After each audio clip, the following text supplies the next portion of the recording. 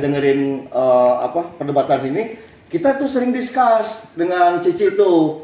Nah lama-lama kita sering berargumen, tapi argumennya yang soft lah, nggak terlalu frontal. Lama-lama saya kasih sedikit-sedikit masukan bahwa sebetulnya memang di Islam tuh kayak begini. Walaupun saya jujur sih, saya sih tidak begitu inilah terhadap apa yang dalam Al-Quran itu atau apalah syariat dan beribadah. Tapi saya secara universal saya bisa menerangkan ke dia pertama sih ilmu ketauhidannya, bahwa Tuhanmu apa, tujuan hidupmu apa. Nah itu lambat laun dia mungkin berpikir, nah yang finally dia itu bisa menerima dari perdebatan-perdebatan, ternyata dia menemukan titik. Itu juga sudah beberapa hari itu, baru seminggu 2 minggu. Nah kesini setelah dipikir-pikir, oh iya bener juga ya, kok selama ini saya baru menyadari katanya. Nah habis dari itu dia terucap sama dia, kalau saya mau syahadat sih gimana caranya. Saya tadinya mau datangkan atau mau visit ke ustadz setempat yang di sini di kampung lah kasarnya, ya masih di daerah Jakarta pinggiran gitu. Tapi Cici menolak, jangan ke ustadz yang konvensional, mendingan ke yang ustadz yang udah biasa aja. Nah, terus akhirnya dia searching di Google sendiri, ketemulah salah satu mualaf center. Ya akhirnya mereka type di lewat WA. Alhamdulillah sampai bisa mendeliver dia menjadi mualaf. Dan saya juga yang asalnya saya sholat itu kadang-kadang masih bolong-bolong. Alhamdulillah saya terpacu. Ada di sini, saya jadi semakin terpacu lagi bahwa yang outside of my religi itu dia itu sampai kayak begitu. Alangkah sia-sianya saya kalau saya tidak melakukan hal-hal yang seharusnya saya lakukan. Jadi saya juga ini berterima kasih lah, berkat Cici ada di sini, saya sedikit termotivasi. Jadi yang asalnya saya turun naik iman saya, sekarang saya alhamdulillah, apalagi sekarang di bulan suci ini, Cici itu juga mendorong terus saya, ayo kita sholat. Bahkan tarawih pertama pun diajak ke musola yang kecil kampung. Mereka di sini pada heran, kaget, kok saya bawa siapa ini mereka itu.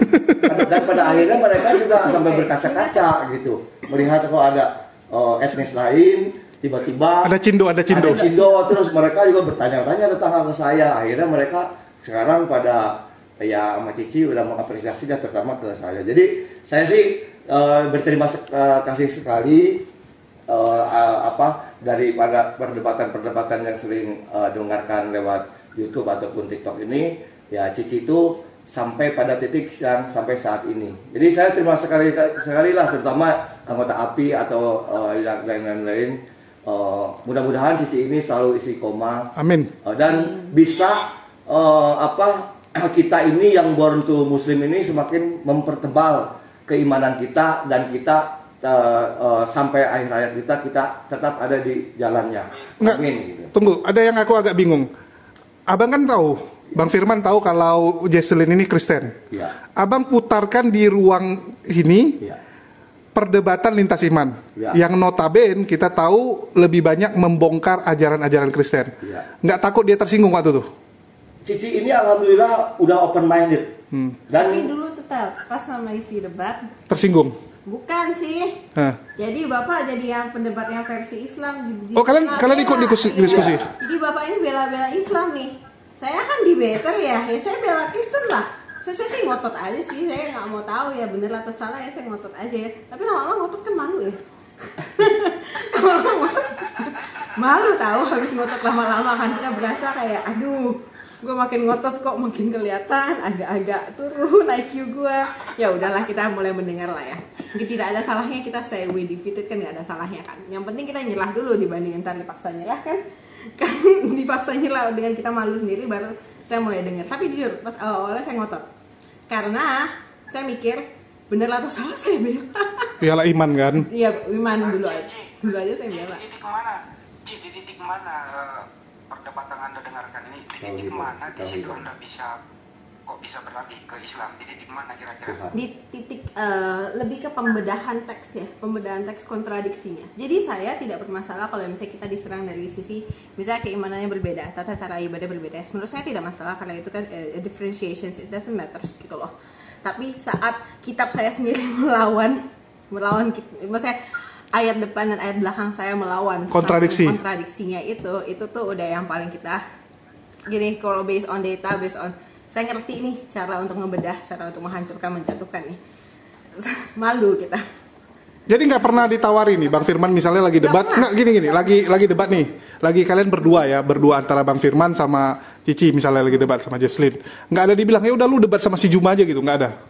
Nggak ada sih, cuma saya ada keinginan kayak untuk kadang saya malu ngeliat orang yang debat di sini ya, saya aja debat kalau ngelawan saya kan di belakang ya, behind the scene. Dengarlah juga lewat handphone lain kan, jadi nggak ada akun saya muncul di situ. Saya mikir kayak udahlah turunin aja lah tuh orang lah, naikin saya aja. Paling nggak kalau dengan saya kalahnya masih terhormat gitu loh. Paling nggak kalahnya tuh masih dengan terhormat. Saya bakal ngotot tetap, tapi ngotot by the end saya akan tetap kayak membuat sesuatu. Ada cara untuk kita menutupnya dengan baik, tapi tidak pernah dilakukan. Dan ya untuk bagian yang kontradiksi itu at minimumnya kalau memang kita kontradiksi, kalaupun memang sudah salah nih dan sudah tertulis di situnya, jangan malu gitu loh, jadi bilang kita tetap beriman terhadap Yesus ya, diucapin balik gitu kayak ditekankan kembali ke situ. Jadi mundur, tapi mundur satu langkah tapi nggak dilakukan. Hal-hal seperti itulah yang menghantam saya sekali selama itu. Oh ternyata saya tuh buta terhadap agama saya tuh lebih kayak apa ya, kayak cuma saya membela tapi I don't know what I'm defending. Saya bela sekuat tenaga tapi nggak ngerti sama apa yang saya bela. Sama kayak orang demo tapi dia nggak tahu apa yang dia demo. Betul, jadi saya ikut aja di belakang, terus saya jadi paling depan, terus saya pikir kayak aduh agak dikorbankan atau digimanain juga ya ini ya.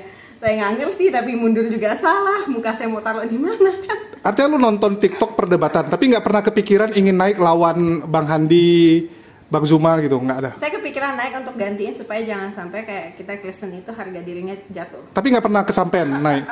Nggak mau lah harga diri saya yang jatuh. Bukan, ya harga diri Kristen masih ketahan. Saya ini di mana? Ayo. Ya tapi kan nggak ada yang tahu lu gitu, lu cuma naik pakai nama gitu. Tapi kan yang nggak enak lah, tetap secara beban mental tuh kita merasa harga diri kita tuh dijatuhkan. Karena by the end of time, debate itu tuh hal pertama yang harus dijaga adalah mentalnya.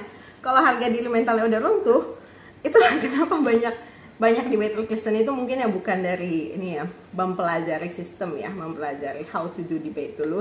Mereka nggak ngerti seni berdebat. Betul, mereka tidak tahu seninya, the art, the beauty of it, gimana cara apa ya selikuk-likuknya mereka. Ya kadang debat itu bukan masalah lu benar atau enggak, tapi bagaimana lu membungkus statement lu dan memojokkan lawan lu. Dan memproteksi our weakness. Ya, memproteksi lu punya statement. Oke, masih banyak pertanyaan ini sebelum ke yang lain. Satu lagi nih. Ci, Anda dulu kan aktivis gereja ya, kalau nggak salah ya, aktif juga di gereja ya? Iya, banget, lama, sayang sih, tapi nggak apa-apa. Apa itu semudah itu Anda tinggalkan itu, memeluk Islam? Enggak loh, saya walaupun saya sudah tidak percaya, saya hilang iman saya bertahan tetap dari sejak saya 3 tahunan, 4 tahunan, sekitar 4 tahunan saya nggak punya iman, tapi saya tahan tetap, karena itu the proof of our loyalty. Loyalitas kita adalah ketika walaupun seburuk-buruknya kondisi, separah-parahnya kondisi, kamu bertahan tetap sampai di sisi dimana udah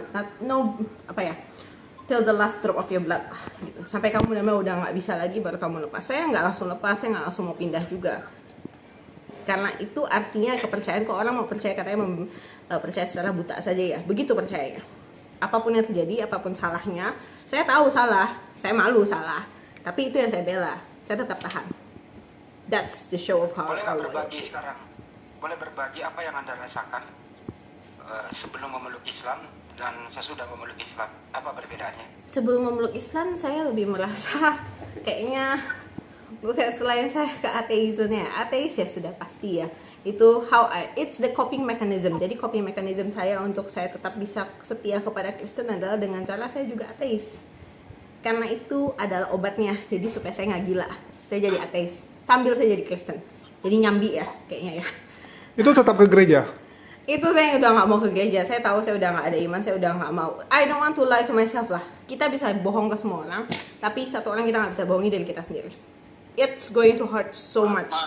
Itu menyakiti dirimu sendiri. Sekarang kalau memeluk Islam bagaimana perasaan? Setelah memeluk Islam, everything is like fine gitu. Ada masalah, ada apa, kita tetap berpikir kayak ada Allah. Kita tetap yakin kita ada Tuhan. Dan terutama tidur yang saya paling kebukti ya. Dulu saya tuh nggak bisa tidur sampai dipakai obat tidur. Bukan karena ada masalah kayak ekonomi, sosial, atau family, atau love or anything. Ya enggak, saya cuma nggak bisa tidur aja. Otak saya nggak bisa stop aja, nggak ada tenang. Tapi sekarang udah semuanya tenang, semuanya santai. Karena saya sudah menemukan kuncinya. Inilah namanya kedamaian itu. Subhanallah.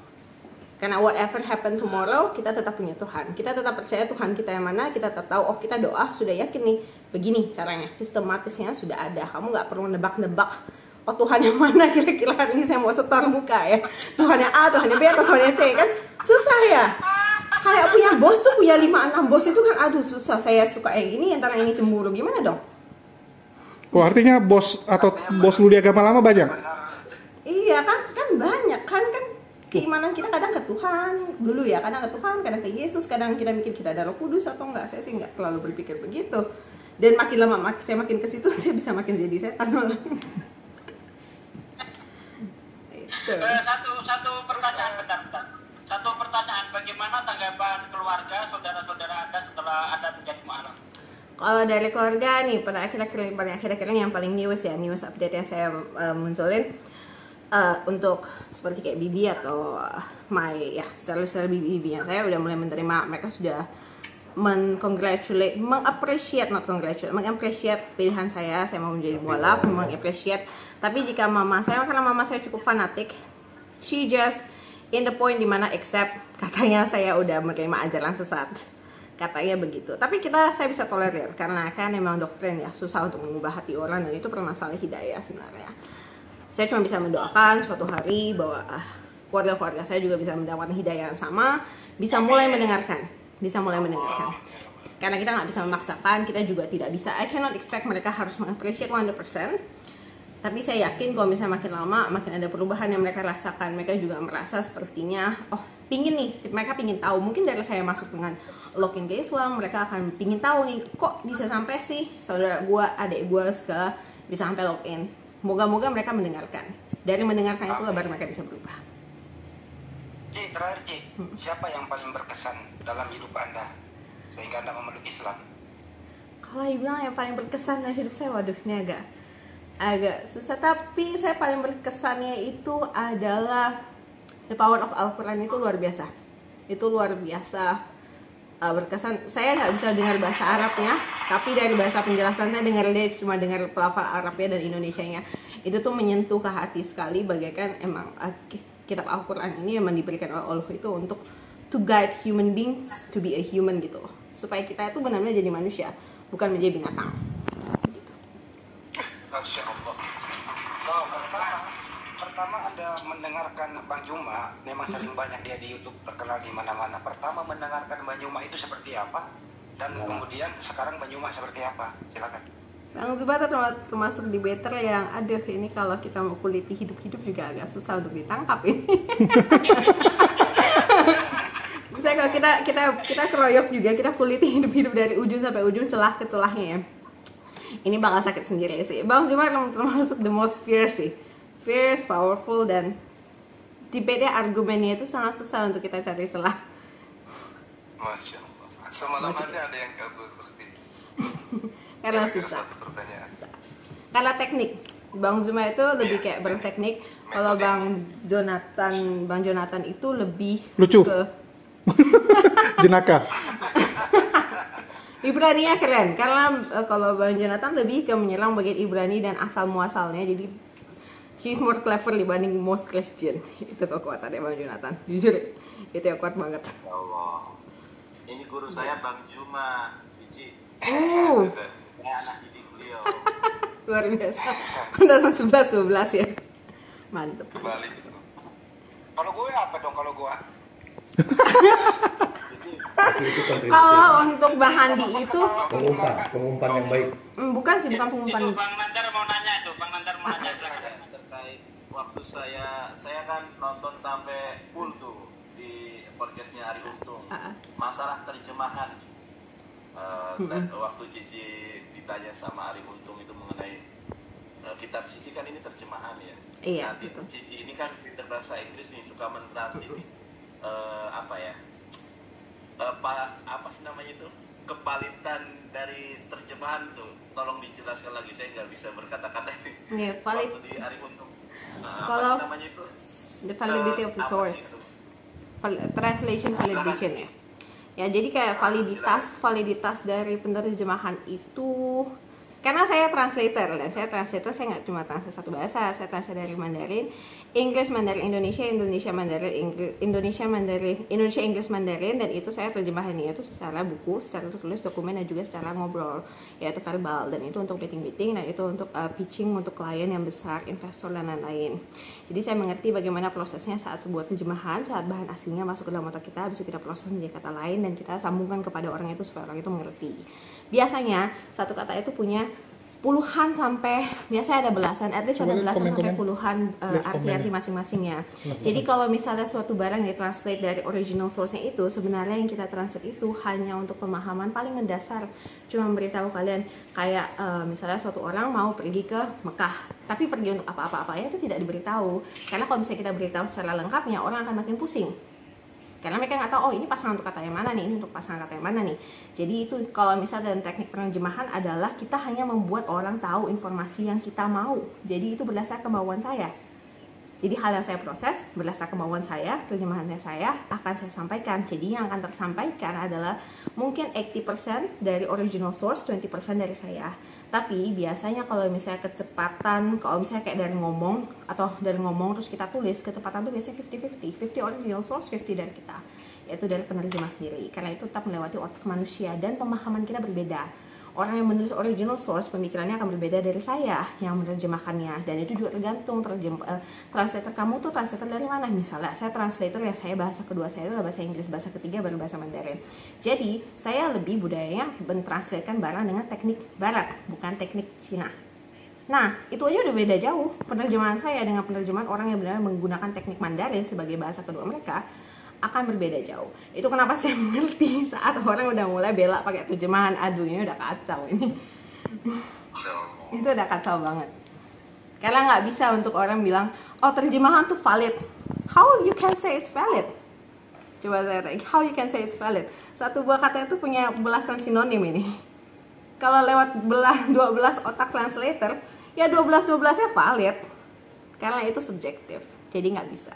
Selama mendebat menggunakan terjemahan, kita sudah kalah dari detik kita masuk, kita baca, sudah kalah.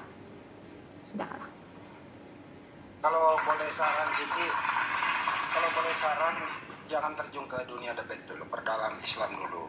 Iya, betul. Saran, betul. Tapi ini Bang Handi, ini aja kita bisa lihat ya bagaimana Jesselyn tuh udah mulai digoreng-goreng sama Polikarpus ya. Fitnahan-fitnahan udah mulai dibuat kan. Bahkan dibilang, wah dia ini jadi Muslim gara-gara kepahitan dengan gereja, sakit hati karena ini nggak cocok kan, karena dia mungkin bayarannya nggak cocok di gereja gitu, jadi ribut. Kasian sih. Ya kalau nggak begitu mereka nggak punya bahan, oke aja lah. Itu hak mereka untuk menghujat ya nggak apa-apa. Selamanya juga mereka, those kind of people will still exist. Whatever we do, mereka akan tetap ada di situ. Jadi biarkan saja, angin lalu lah. Mau diapain?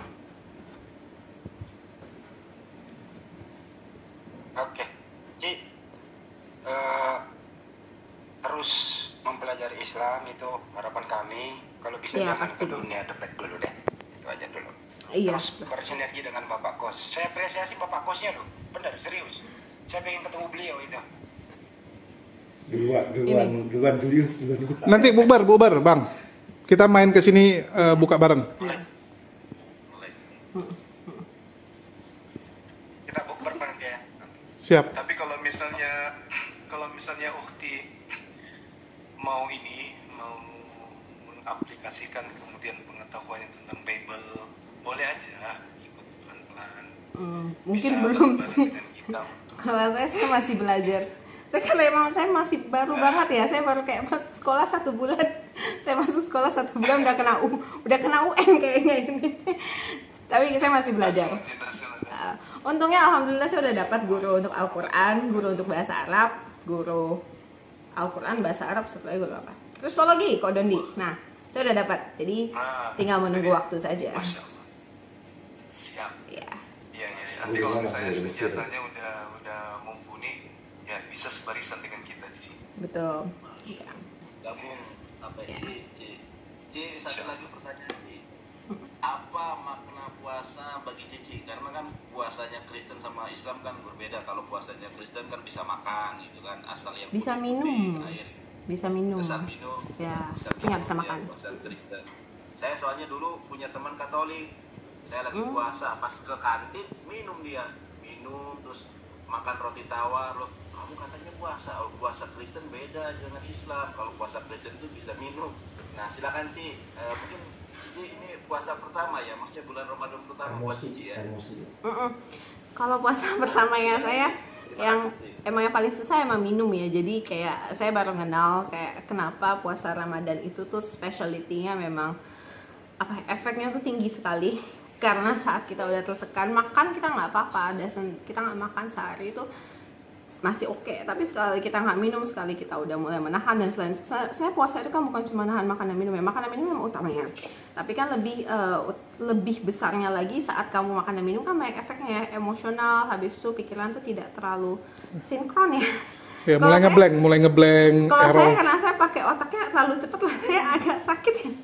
Agak lumayan sakit gitu narik-narikin kiri kanan dan langsung bisa agak ngeblank karena ya kekurangan minum sampai itu. Yang paling susah adalah emang penahanan diri sebenarnya, bukan cuma masalah makanan minumnya, tapi gimana cara kita menahan diri. Dan kita bersyukur sih ya, kalau bagi saya yang ini baru puasa pertama, saya belum terlalu menjalani banyak, saya belum hafal banyak tentang dasar-dasar puasa itu.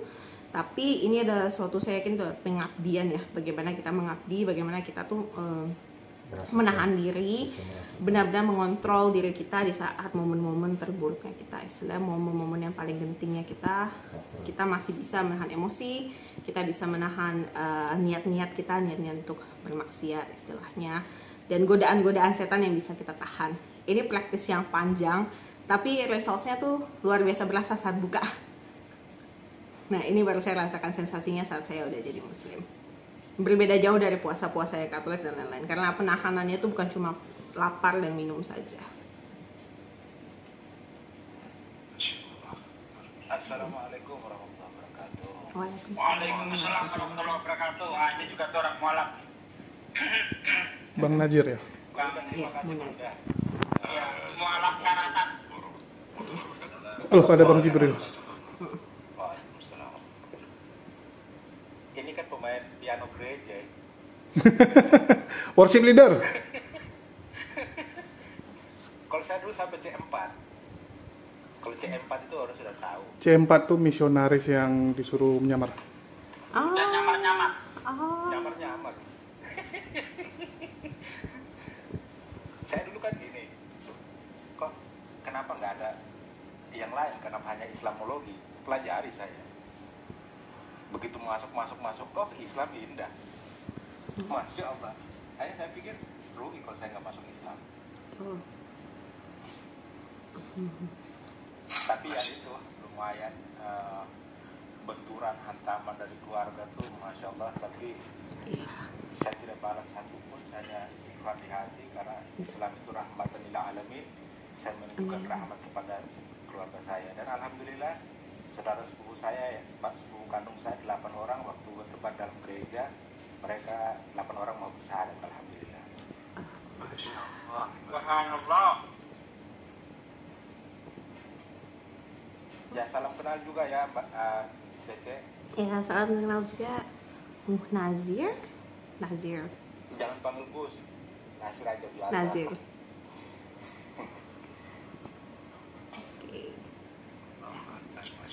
Ada siapa tuh? Jibril ya? Tumben dia. Bang Jibril mau ngomong apa Bang Jibril? Enggak, tadi sebenarnya tertarik dengan bahasa Inggrisnya karena di API internasional kita masih perlu translator. Tapi kalau beliau belum mau join untuk berdebat ya nggak apa-apa. Jadi kita standby aja. Kita masih Paling menunggu sampai saya persiapan belajar. Paling nggak saya harus bisa lewat Iqra lulus dulu. Paling dasarnya saya harus lewat Iqra lulus dan hafal dasar-dasar Islamnya mesti saya hafal dengan kuat. Kalau soalnya gitu ya, kalau kita dunia debat, ya saya tahu teknik, saya tahu Inggris saya kuat, tapi Ya kalau saya nggak bawa senjatanya, kasihan nanti nama Islam yang kena. Itu yang tadi saya paham, maksudnya kalau kita translate kan saya selalu translate juga nih. Jadi kalau ada oten dari lokal, habis itu debater kita dari UK atau dari US, kadang-kadang kan kita mentranslate. Nah kadang-kadang kan kita nge-translate itu kan kita nge-translate poin ya, kita nggak nge-translate letter apa yang dia katakan, tapi kita translate poin dia. Nah jadi begitu nih oten ngomong poinnya muter-muter, begitu dia selesai ngomong kita bingung, ini apa yang mau gue translate, poin lo apa, nggak ada. Itu yang kadang-kadang translate bingung karena poinnya mereka kadang-kadang nggak ada gitu. Itu yang karena mereka poinnya ngeles. Itu dia kenapa kalau debate itu memang data mesti kita hafal lengkap, paling nggak kita nggak hafal lengkap, kita tahu kunci-kuncinya supaya debate itu nggak ngeles. Ngeles itu adalah cara terakhir untuk escape, untuk kabur. Dibanding lari, ngeles aja. Ngeles bertahan sampai titik darah penghabisan. Begitu.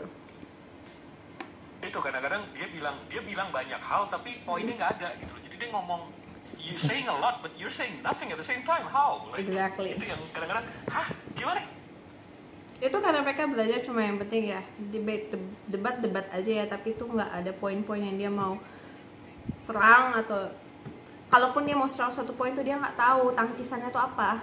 Kan kita butuh tangkisannya sesama ayat atau sesama dasar principality lah. Dia doesn't really have that.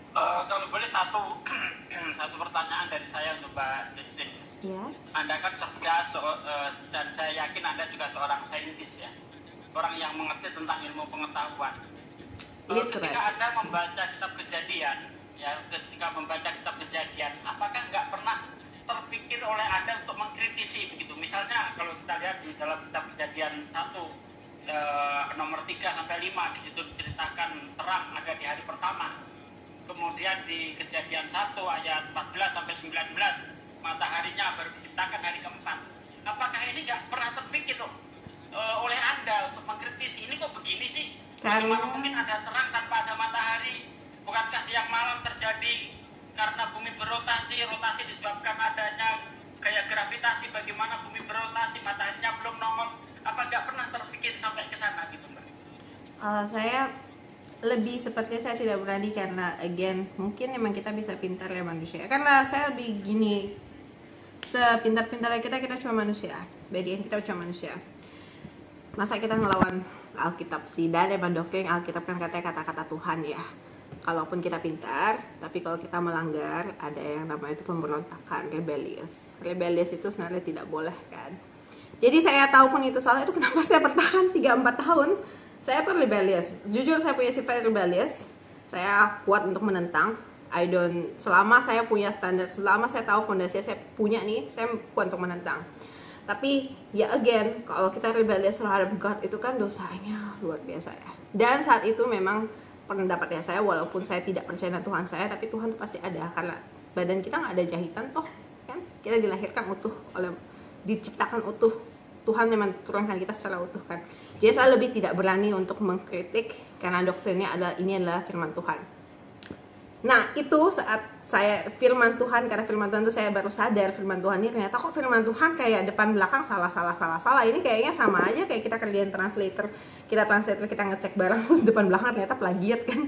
Ini kan sama ya, berarti itu bukan firman Tuhan dong. Gak mungkin, masa Tuhan bisa ciptain manusia kita yang sempurna kayak begini, tapi kitabnya sendiri depan belakang bisa nggak kecek gitu kan? Itu kan agak udah mulai kayak ini celah nih, kayaknya ini salah nih. Nah itu, ketika saya sudah bisa yakin, saya bisa melihat buktinya sih. Karena ya emang debat-debat pembukaan agama seperti begini, pembukaan lintas agama seperti ini, kita bisa membuka ya lebih dalam lapisan-lapisan yang mungkin nggak akan dibicarakan di gereja dan tidak pernah diungkit-ungkit juga. Kita kan see the other side. Saat I see the other side, saya buka sendiri. Jadi sampai Bang Zuma, sampai Bang Handi, Bang Jonathan, Bang Ustaz Sugi sampai kelupaan lagi. Ustaz Sugi sambil lagi ngebuka ayat atau apa, saya ikut di belakangnya. Saya buka King James. I open the King James. Saya samakan literatur kok dari King James kayak ini aja udah beda, tapi ya sudahlah ya. Tapi saya buka dan saya sadar itu tuh kita baca sendiri, kita pikir sendiri memang sudah gagal. Baru itulah saya baru berpikir, oh benar itu salah. Karena doktrin harus ada penghancuran doktrinnya mesti dikupas dulu sampai lepas, baru kita bisa berani. Kalau di pihak saya. Saya sedikit membantu jawab lagi. Jadi gini, Ustaz.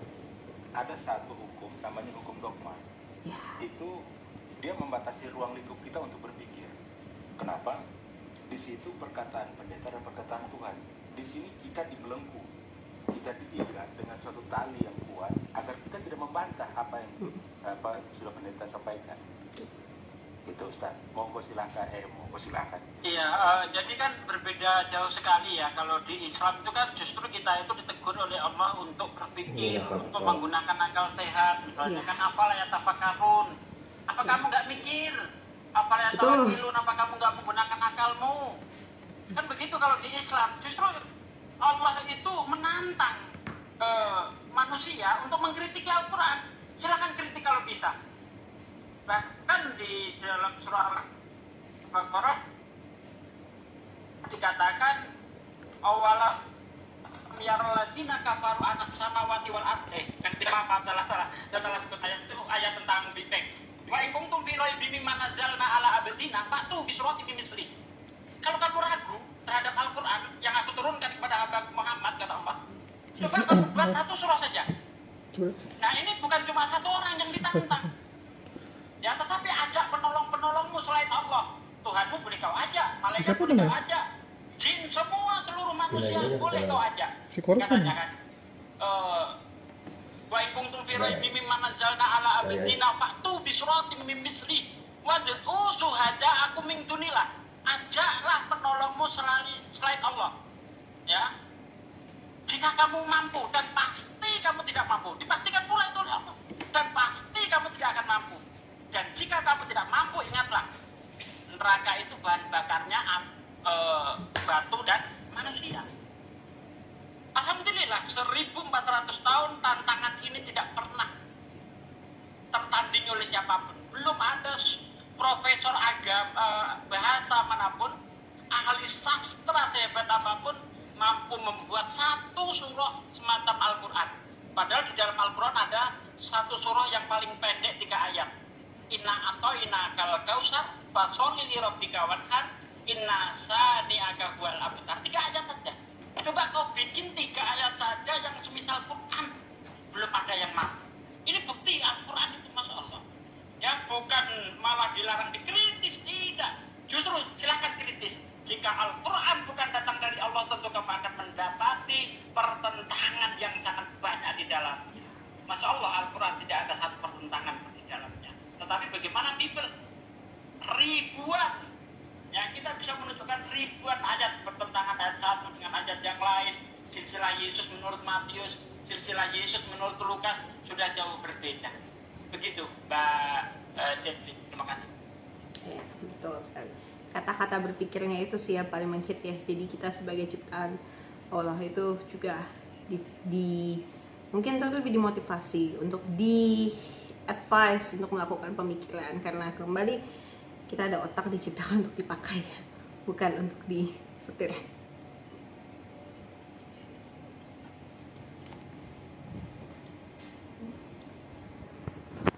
Lemot ya? Insyaallah. Iya kayak lemot.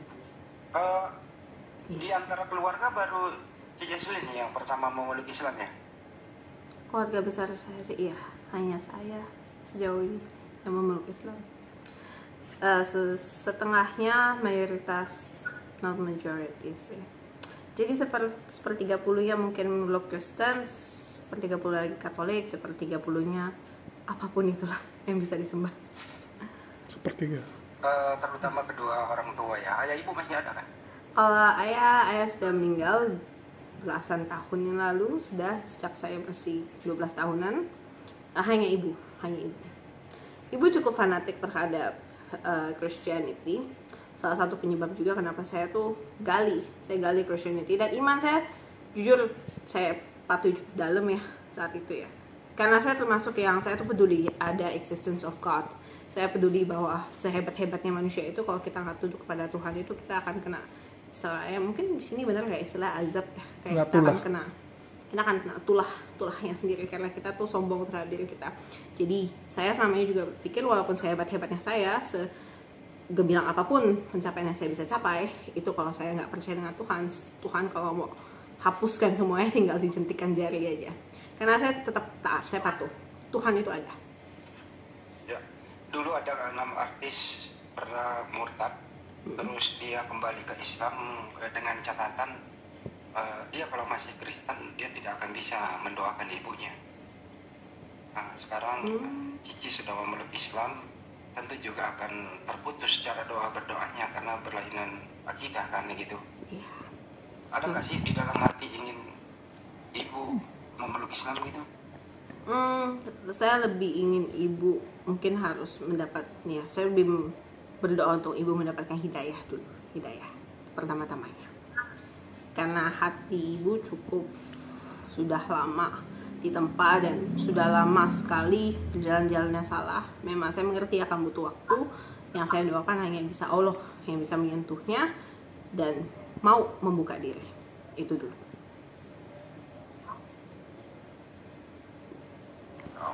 Oke, mungkin ada tambahan dari Bang Zuma. Itu berkata kertas putih berkata. Ya. Ya, ada lagi nggak Bang Andi? Soalnya handphonenya lobet nanti tuh. Iya. Ya, itu aja sih. Bang Joma, ada yang mau disampaikan terakhir? Ya, kalau saya sih artinya siap-siap aja menerima ujian. Seorang mualaf itu pasti diuji oleh Allah. Pasti. Banyak hal kemudian cara Allah menguji kita yang sudah mengaku beriman. Kalau di dunia ini kan menurut kita yang menggunakan akal bahwa dua sisi itu akan selalu berdampingan. Betul. Apa itu? Antara muslim dan kekafiran, ketaatan dan keingkaran gitu ya.